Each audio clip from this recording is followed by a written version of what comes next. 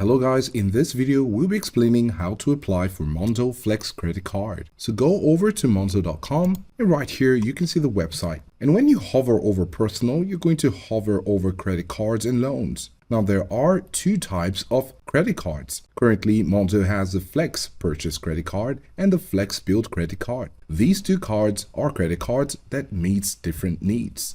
So if you're going for the Flex purchase credit card, the Flex purchase credit card is used for larger purchases and is an award-winning credit card. In order to get this, you'll need to read the terms and conditions and then open a Monzo account and then apply for it directly on the app or on the website. If you're using a Flex build credit card, which is great for building credit scores, you can look at the criteria in the terms and conditions, and you could also see the features right here on the website. Regardless, you will also need to open a Monzo account in order to access this feature.